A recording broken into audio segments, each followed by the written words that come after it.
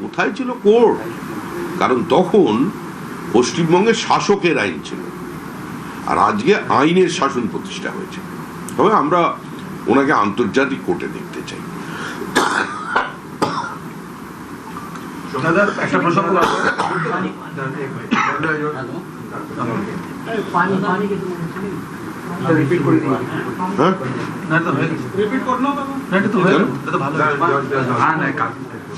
কাছে কেন থাকবে?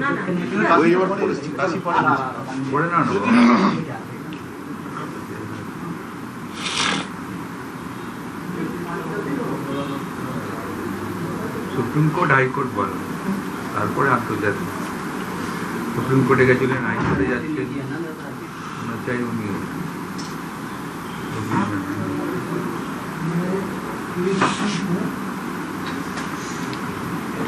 এই মুহূর্তে বিজেপি রাজ্য সভাপতি শ্রমিক ভট্টাচার্য সাংবাদিকদের মুখোমুখি।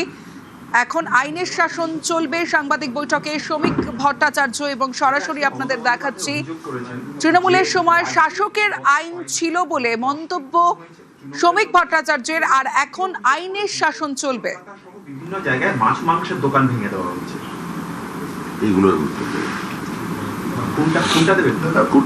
বিজেপি কর্মী বুলডোজার বড় ইস্যু বাংলায়। বুলডোজারের কথা বলা সেটা হচ্ছে যে মমতা বন্দ্যোপাধ্যায় অভিযোগ করছেন যে নির্বাচনের পরে 10 জন তৃণমূলের কর্মী খুন হয়েছে। মমতা বন্দ্যোপাধ্যায়ের অভিযোগের কোনো বাস্তব ভিত্তি নেই। 3 জন বিজেপি কর্মীকে খুন করেছে তৃণমূল কংগ্রেস।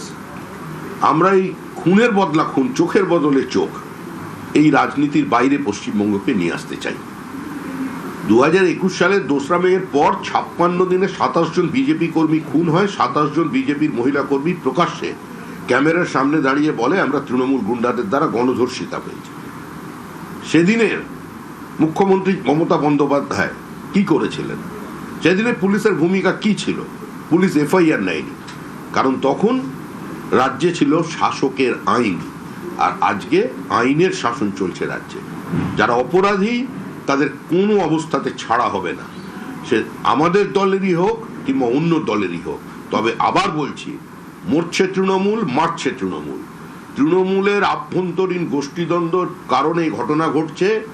4 ঘন্টার বিজেপিরা আজকে বিভিন্ন জায়গায় আক্রমণ করছে। আগের দিন রাত্রি পর্যন্ত যারা ফেসবুকে কদর্য ভাষায় প্রার্থীর বিরুদ্ধে লাইভ করেছে, দুপুর 12টার পর তারা গেরুয়া আবির লাগিয়ে হাতে ঝান্ডা নিয়ে তৃণমূল কংগ্রেসকে আক্রমণ করছে, অফিস ভাঙছে। আমাদের পুলিশের ওপরে নির্দেশ আছে দলের পক্ষ থেকে, আমরা সরকারের কেউ নই। মুখ্যমন্ত্রীও বিষয়টি দেখছেন, প্রধানমন্ত্রী, স্বরাষ্ট্রমন্ত্রী, তাদের পূর্ণ নজর আছে পশ্চিমবঙ্গের পরিস্থিতির ওপরে। কোনো ধরনের হিংসাকে পার্টি বরদাস্ত করবে না। যে যত বড়ই নেতা হোক না কেন, কোনো বিধায়কও যদি হয়, তার বিরুদ্ধেও ব্যবস্থা হবে। আমরা পশ্চিমবঙ্গকে এই হিংসার আবহ থেকে, এই প্রতিহিংসার রাজনীতির বাইরে বার করে আনতে চাই।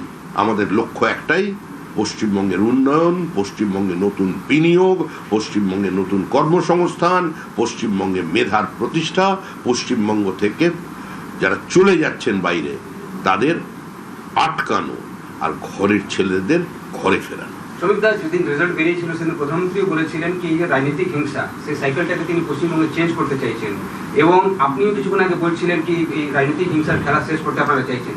আপনারা কি সফল হবেন? যেভাবে হিংসা অভিযোগ উঠছে বিভিন্ন জায়গা থেকে, শুধু একটা কর্মীও মারা যাচ্ছেন, আমাদের 3 জন কর্মী মারা গেছেন, শুধু আমরা চাইলেই এটা বদল হয়ে যাবে এরকম তো বিষয়টা নয়। মানুষকে এগিয়ে আসতে হবে, সাংবাদিকদের এগিয়ে আসতে হবে, কোথাও কোনো বিচ্যুতি দেখলে সেটা জানাতে হবে। যে কোনো মূল্যে পশ্চিমবঙ্গের রাজনৈতিক সংস্কৃতির পরিবর্তন করতে হবে, না হলে ধ্বংস হবে পশ্চিমবঙ্গ। এত বিনিয়োগকারীরা আসছেন দেশের বাইরে থেকে, বিভিন্ন ইনভেস্টররা, বিভিন্ন শিল্পপতিরা, তারা আমার সঙ্গে পর্যন্ত যোগাযোগ করছেন যে আমরা পশ্চিমবঙ্গে আসতে চাই। যারা বাইরে চলে গিয়েছিলেন তারা ফিরতে চাইছেন। আর সেখানে যদি এই ধরনের পরিস্থিতি তৈরি করতে চায় তৃণমূল কংগ্রেস, মানুষ সেটাকে আটকে দেবে। আজকে মমতা বন্দ্যোপাধ্যায় হাইকোর্ট থেকে যখন বেরোচ্ছেন, তখন তাকে এমন পরিস্থিতি হয়, বিক্ষোভের মুখে পড়তে হয় কর্মী আইনজীবীদের মুখে, যে তাকে কার্যত কোনো মতে 2 নম্বর গেট দিয়ে বের করে পুলিশ গাড়িতে উঠিয়ে বের করে দেয়।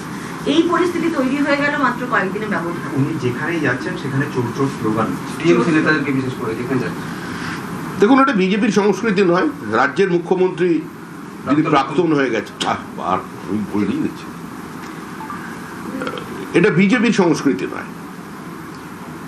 রাজ্যের প্রাক্তন মুখ্যমন্ত্রী, একজন মহিলা মুখ্যমন্ত্রী, তাকে দেখলে মানুষ রাস্তায় চোর চোর বলে স্লোগান দেবে, এই কাজ বিজেপি করে না। এই পরিস্থিতিও বিজেপি তৈরি করেনি। এই পরিস্থিতি যদি তৈরি হয়ে থাকে তার জন্য দায়ী তৃণমূল কংগ্রেস। কৃতকর্মের ফল তো সবসময় পিছু ছাড়ে না। তবে এ ধরনের ঘটনা যাতে না হয়, সুস্থ স্বাভাবিক সমাজ সেটাই চায়। কিন্তু যে কাজ তারা করে এসছে তৃণমূল কংগ্রেস, তো কিছুটা ক্ষেত্রে কিছু কিছু ক্ষেত্রে তার প্রতিক্রিয়া হচ্ছে। তবে অধিকাংশই খুঁজে দেখবেন, এগুলো এর মধ্যে অধিকাংশ মানুষজনই আছেন যারা হচ্ছে তৃণমূলের লোকজন। এই হ্যাপস আর হ্যাপস নট দের লড়াই। তৃণমূলের সময় যারা পেয়েছে তাদের বিরুদ্ধে যারা পায়নি তারা মুখ খুলছে। আজকে মমতা বন্দ্যোপাধ্যায় যখন কোর্টে যাচ্ছেন তখন পরাজিত তৃণমূল প্রার্থী এবং এদের মধ্যে অনেকে আইনজীবী রয়েছেন, তারা মমতা বন্দ্যোপাধ্যায়ের সঙ্গে সবাই ছিলেন। এটা কি কোথাও একটা বার্তা যে তারা কোর্টকে আশ্রয় করে এবার বাঁচতে চাইছে? কাকেও আশ্রয় করে বাঁচতে চাইছেন সেটা বলার ইচ্ছা আমার নেই। তবে আমরা মুখ্যমন্ত্রীকে দেখেছিলাম, মমতা বন্দ্যোপাধ্যায়কে দেখেছিলাম সুপ্রিম কোর্টে, প্রাক্তন হয়ে দেখলাম উনি এখন হাইকোর্টে।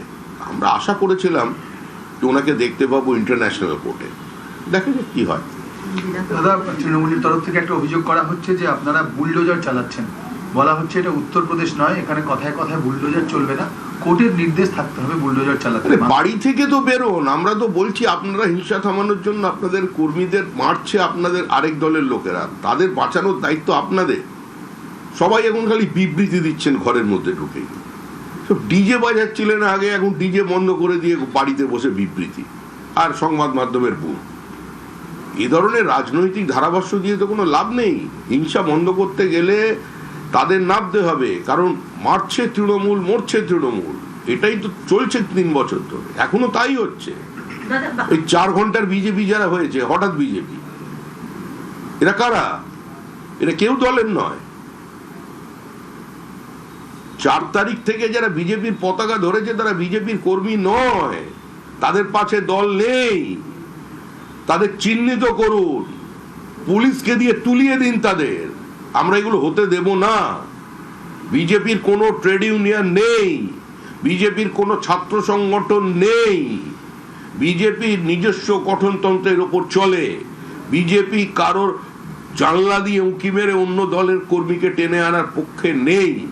কেউ ঢুকতে পারবেন না। এখন যখন নেবার হবে, যাদের নেওয়ার কথা পার্টি মনে করবে, তখন তাদের নেওয়া হবে। সরকার সরকারের কাজ করছে, সরকারকে একটু সময় দিন। সবেমাত্র শপথ হয়েছে, আর পার্টি পার্টির কাজ করছে। দল কোনোভাবে সরকারের কাজকর্মের উপরে হস্তক্ষেপ করবে না। আমাদের কোনো রকম অভাব অভিযোগ থাকলে, কোনো জায়গায় কোনো বিচ্যুতি থাকলে সেটা আমরা শুধুমাত্র জানিয়ে দেব। পশ্চিমবঙ্গে একটা সময় এসছে যখন এই রাজনৈতিক সমাজকে শেষ করতে হবে। দল, প্রশাসন, গুন্ডা, দুষ্কৃতী সব মিলিয়ে মিশিয়ে দিলে চলবে না। সরকার এবং দলের মধ্যে একটা বিভাজন রেখা থাকবে। পশ্চিমবঙ্গ রাজ্য সরকার তৈরি হয়েছে, বিজেপি সরকার তৈরি হয়নি।